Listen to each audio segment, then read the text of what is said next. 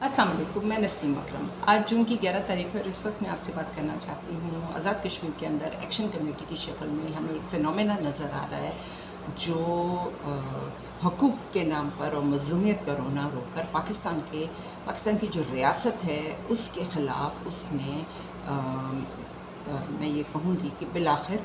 जो है तशद्दुद का रास्ता जो है वो अपनाने का जो सिग्नल है वो दे दिया है। बिल्कुल ये मैं समझती हूँ कि ये उससे मुख्तलिफ नहीं है जो बलूचिस्तान में हो रहा है और जो खैबर पख्तूनख्वा में हो रहा है। पाकिस्तान के अंदर जो बहुत ही महदूद सोच के मालिक हम लोगों को देखते हैं, उनकी मजबूरी है, उनकी शायद तालीम की कमी और जो उनका तनकीदी शऊर है उसकी नापुख्तगी और उनको जो बैनुल-अक़वामी सियासत है और जो सिक्योरिटी के मामलात हैं उनके हवाले से वो बिल्कुल नाबलद हैं। इसलिए वो इसको बिल्कुल महदूद से एक नुक्ते में कैद करके हुकूक़ और मज़लूमियत के हवाले से देख रहे हैं। और दूसरी तरफ पाकिस्तान का मीडिया जो है उसका जो इंतहाई घटिया और इंतहाई गंदा किरदार है, गुज़श्ता 1.5-2 दहाइयों के अंदर हमने देखा है कि उसने किस तरीके से प्रोजेक्ट न्याज़ी को इस मुल्क के ऊपर मुसल्लत करने के लिए इस्टेब्लिशमेंट के और प्रोजेक्ट न्याज़ी के जो कर्ता धर्ता थे, बैनुल-अक़वामी जो उनके सरपरस्त हैं और नक्शा नवीस हैं, उनके साथ उनके एजेंडे पे चलते हुए आज तक जो इमरान नियाज़ी का पूरा प्रोजेक्ट है उसका दौर हुकूमत है, उसकी नाकामियाँ हैं, खैबर पख्तूनख्वा के अंदर उनकी नाअहलियों की एक ना ख़त्म होने वाली दास्तान है। और उसके बावजूद कभी हम नहीं देखते कि मीडिया ने उस तरीके से उनके जो सियासी इंतज़ामी और गवर्नेंस के मसाइल हैं और जो करप्शन के मसाइल हैं और जिस तरीके से उन्होंने पाकिस्तान के ख़िलाफ़ 9 मई तो सिर्फ़ एक वाक़या है, ये पूरा एक तसलसल है, इसको तसलसल में देखने की ज़रूरत है। चाहे वो 2014 का धरना हो या उसके बाद 4 हलकों का मामला हो या जो पनामा लीक्स के हवाले से उन्होंने हल्ला मचाया था वो हो, या उसके बाद तहरीक अदम एतमाद की शक्ल में जब वो हुकूमत से किक आउट हो गए तो उसके बाद उन्होंने इस्लामाबाद पर पे दर पे जो हमले करने शुरू किए। जिस तरह से खैबर पख्तूनख्वा के अंदर टीटीपी को अपना स्ट्रेटेजिक पार्टनर बनाया और मजहबी शिद्दत पसंद दहशतगर्द ग्रोह को बरूए कार लेकर पख्तूनख्वा के अवाम के ऊपर दहशतगर्दी का जो स्या दौर है उसको तवील तर किया है। और बिल्कुल इसी जो लाइन है उस पर चलते हुए बलूचिस्तान के अंदर जो अस्करियत पसंद है, ये कई साल पहले की बात है, तकरीबन 8-10 साल पहले की बात है कि हमारे एक अज़ीज़ जो हैं उस वक्त चकोठी और ये रास्ता खुला हुआ था। हमारे एक अज़ीज़ जो हैं वो मकबूजा कश्मीर से आए और उन्होंने ये बताया कि अर्ली 90s में तकरीबन 92 की उन्होंने बात बताई कि जब तहरीक आज़ादी कश्मीर के हवाले से वो एक्टिविस्ट थे और उनको गिरफ़्तार कर लिया गया, तो जब उनको जेल में जब उनकी इंटेरोगेशन हो रही थी तो जो भारतीय इंटेलिजेंस एजेंसियाँ थी उन्होंने उनको एक बात कही थी और अक्सर मैं इस हवाले से सोचती हूँ कि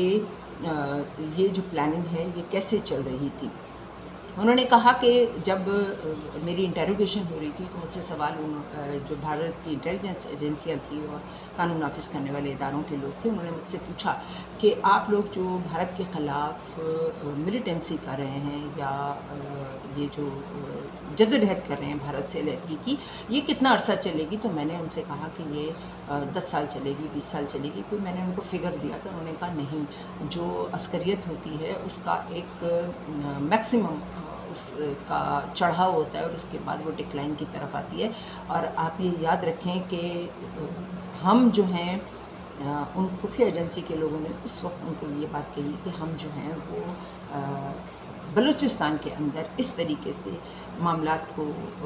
उस तरफ ले जाएंगे कि पाकिस्तान जो है वो लामहला कश्मीर के मामले से पीछे हटने पर मजबूर हो जाएगा।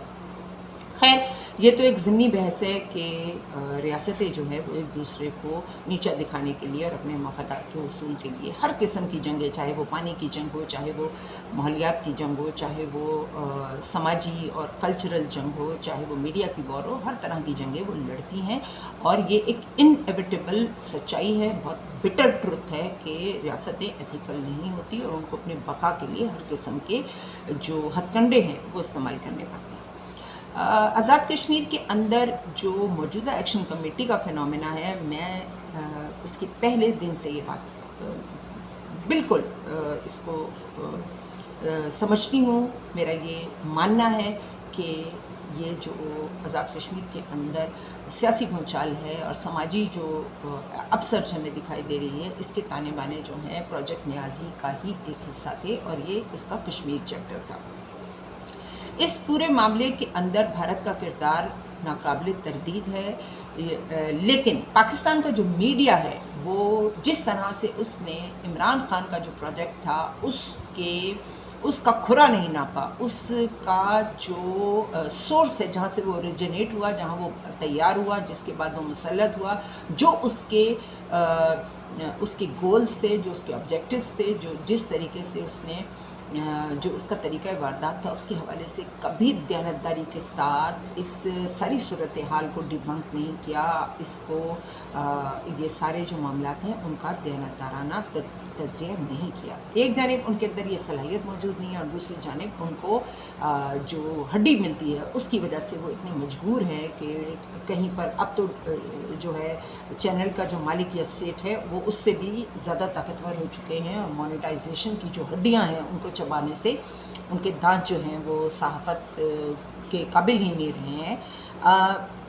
اس وقت جو ہم دیکھ رہے ہیں یہ بالکل وہی 71 کی طرح، جس طرح پاکستان کے خلاف یہ کیس بلڈ کیا گیا کہ انہوں نے بنگالیوں کے حقوق نہیں دیے، حالانکہ ملک بنے ہوئے محض 24 سال ہوئے تھے، اور کوئی بھی ملک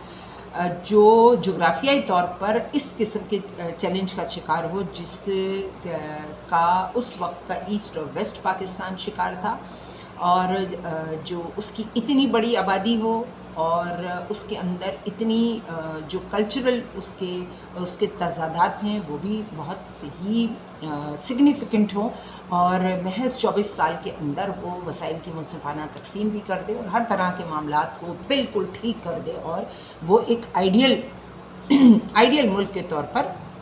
اپنی تمام جو اس کے شہری ہیں ان کے ساتھ وہ اپنے معاملات کو ٹھیک کر لے۔ ریاستیں جو ہیں وہ بتدریج ان کے اندر ان کی انسٹیٹیوشن بلڈنگ ہوتی ہے، ان کے آئین بنتے ہیں، اور ان کی جو سماج ہیں وہ ان کا فکری اور سماجی جو ہے ارتقاء کا راستہ جو ہوتا ہے وہ لمبا ہوتا ہے۔ خیر، اس وقت ایکشن کمیٹی جو ہے وہ مکتی باہنی کی طرح کام کر رہی ہے، اور یہ وہی طریقہ واردات ہے۔ اگر آپ غور کریں تو کچھ عرصہ پہلے جو بھارت کے وزیر اعظم نریندر مودی ہیں، انہوں نے بنگلہ دیش میں حسینہ واجد کے ساتھ ایک ملاقات کے دوران یہ اعتراف کیا تھا کہ انہوں نے پاکستان کے خلاف اس وقت مکتی باہنی کا جو آپریشن چل رہا تھا اس کے ایک سرگرم جو ان کا جو رول تھا، عملی کردار تھا، اور وہ مکتی باہنی کے ممبر کی حیثیت سے انہوں نے وہ ذمہ داری جو ہے سر انجام دی تھی۔ یہ وہی نریندر مودی ہیں، اور ان کا جو ایک 5 اگست 2019 کے بعد جس طرح سے انہوں نے جو بھارت کے زیر تسلط کشمیر ہے اس کے اندر جو کشمیری اسپیکنگ مسلمان ہیں اس کے خلاف نان کشمیری اسپیکنگ مسلمان کو کھڑا کیا ہے، طرح طرح کی مراد سے، اور ان کو ہر حوالے سے اس طرح سے ان کو انسینٹیوز دیے گئے ہیں کہ وہ کشمیری اسپیکنگ مسلمان کی جو پاکستان سے الحاق کی خواہش ہے اس کے خلاف ان کو ویپنائز کیا گیا ہے، تاکہ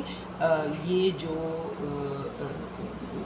کشمیر کا تنازع ہے وہ اپنے آپ میں ہی اتنا زیادہ الجھ جائے کہ کشمیری باہم دست و گریباں ہو جائیں۔ اور بالکل اسی کی ہمیں جغرافیکل پروگزیمیٹی دکھائی دیتی ہے۔ آزاد کشمیر کے اندر یہ وہی لوگ ہیں یہ وہی زبان بولتے ہیں، یہ وہی پہاڑی گجر اور دیگر قبائلی جو ان کے قبیلے ہیں، یہ وہ لوگ ہیں جو کشمیری اسپیکنگ مسلمان کے خلاف پہلے سے ایک ہسٹوریکل ان کا ایک ان کی ایک نفرت رہی ہے، یا تقسیم کہہ لیں، یا ان کی ناپسندیدگی رہی ہے، جس کی وجہ سے یہ آزاد کشمیر کے اندر بھی یہ صورتحال میں دکھائی دے رہی ہے۔ اہم ترین جو سوال ہے وہ یہ ہے کہ میڈیا کے محاذ پر جو دھول اڑائی جا رہی ہے، اور جس طریقے سے حقوق اور مظلومیت کی ڈسپشن کریٹ کر کے عوام کو اور عام جنتا کو یہ بتایا جا رہا ہے کہ کشمیری بڑے مظلوم ہیں، آزاد کشمیر کے لوگ بہت مظلوم ہیں اور ان کے ساتھ بڑا ظلم ہو رہا ہے۔ آزاد کشمیر وہ خطہ ہے جسے کرپشن کا بلیک ہول کہا جاتا ہے، جس کے اندر حکمران جو سیاسی جماعتیں ہیں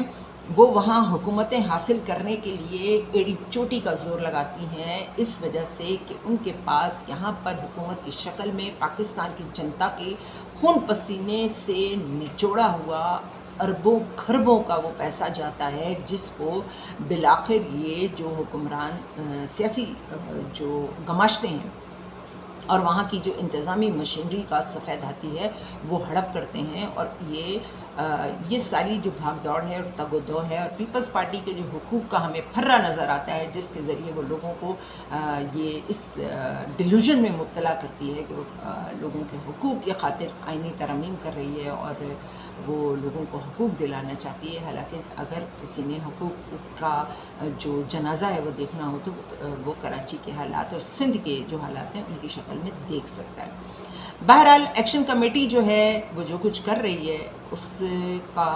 سب سے اہم سوال یہ ہے کہ انٹیلیجنس ایجنسیاں کہاں تھیں؟ انہوں نے یہ سارے معاملات جو ہیں، جس طریقے سے انہوں نے فسادات کے لیے جمع جتھا کیا، انہوں نے اسلحہ کہاں سے حاصل کیا، ان کے پاس یہ کون سا ایکو سسٹم تھا جس کے اندر وہ انٹیلیجنس ایجنسیوں سے ماورا کسی قسم کی کمیونیکیشنز کر رہی تھی، اور ان کے بیرونی سرپرست کس طرح کام کر رہے تھے۔ ریاستوں کو اس قسم کے چیلنجز کا سامنا رہتا ہے، وہ اسے اینٹیسپیٹ بھی کرتی ہیں۔ اصل معاملہ یہ ہے کہ داخلی محاذ کے اوپر جو بیانیے کی جنگ ہے، وہ پاکستان کا جو میڈیا ہے، وہ جو گماشتہ میڈیا ہے، وہ آج بھی پاکستان کے خلاف کھڑا ہے، کیونکہ پروجیکٹ نیازی کی جو ہڈی ہے وہ چباتے چباتے ان کی غیرت اور شرم بالکل مر چکی ہے۔